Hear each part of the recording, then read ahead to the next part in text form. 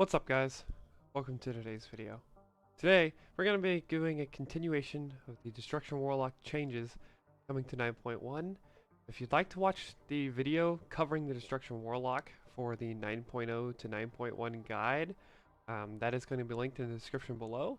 Otherwise, this video is going to cover what the changes from 9.0.5 to 9.1 is. I'm really happy that Sanctums of Domination is bringing a Destruction Warlock tier to see Affliction not being gutted per se, but still being nerfed in single target scenarios. It will still see some play to a degree in Mythic Plus, but to finally have Affliction no longer be this Malefic Rapture, just dump spec, will be really nice to have. But anyway, without further ado, we're going to get into Destruction and the changes that it brings. So, the one major change that you will see is Chaos Bolt being buffed by 10% in all scenarios. So, that is really awesome. Honestly, just putting an aura buff on Chaos Bolt. They've put 3 separate aura buffs now on Chaos Bolt and aura buffed the Destruction Warlock spec as a whole. So, to see another aura buff on Chaos Bolt just kind of shows that they're just band-aiding the spec, honestly. Like, I can understand, you know, not wanting to do an entire rework on a spec middle of the expansion, so we're just going to band-aid it to see if that fixes its damage. Doesn't really fix the playstyle or, you know, the fun aspect of it, but to the people that enjoy it, then it's going to be a really nice change. Another thing you will see that is not mentioned here in the Wowhead guide is, if we come to World of Warcraft itself, Focus Chaos is a talent. Let me get rid of this. The talent being removed in 9.1. Chaos Bolt damage is increased by 40%, no longer strikes an additional target with Havoc. So they're removing this talent. But while removing this, they're also buffing Chaos Bolt in PvP scenarios. That I did not see in this video guide. That is something to stare at because now Chaos Bolt is Havocable in PvP scenarios. So Warlock's going to be a lot more torturous in PvP, and it's going to be a lot of fun in that regard. The other cool changes coming to Destruction, its talents, they've kind of glanced over in the 905 guide, was I didn't really see Dark Pact anywhere until now. This Dark Pact shield is really useful in soaking scenarios. You take about 20% of your health for a 250% damage shield. Currently, that shield's being buffed to about 315, 316%. So overall, a pretty substantial buff to the talent. That's on the same talent row currently as Burning Rush and Demon Skin, so they're trying to see some play within this talent here. I can see that more in PvP, honestly, but PvE you still have its uses. Eradication, so kind of in the beginning of stages 2.9.1, this went undocumented, but and then confirmed later by Blizzard. Eradication now buffs pets and guardian damage. So what are your pets and guardians? That's infernals, the main infernal, not the Reign of Chaos infernals to my knowledge. That could obviously be an oversight, but it is that main infernal. It is your imp, your fell hunter, your voidwalker, your succubus, pets like that for destruction. Those are all being buffed as well.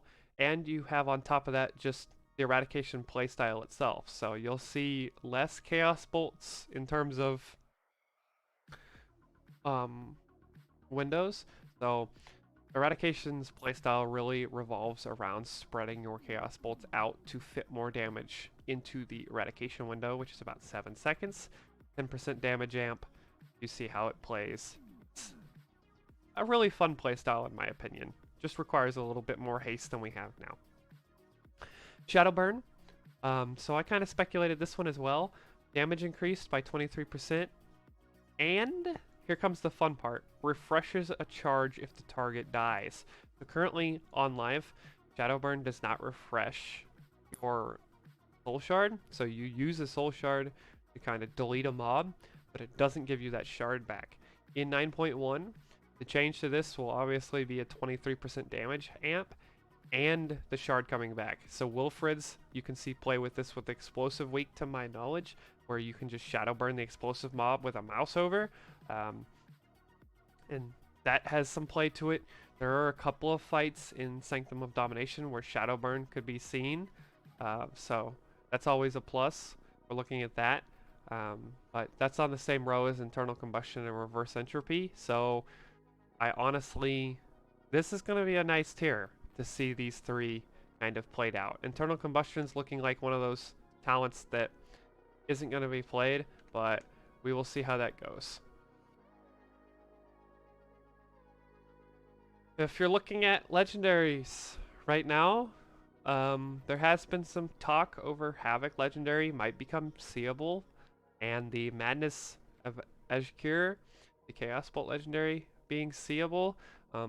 I still understand that those two may be played, really dependent on how the fights lay out and if you're able to turn it around or not, how much haste we're going to have coming into this next tier.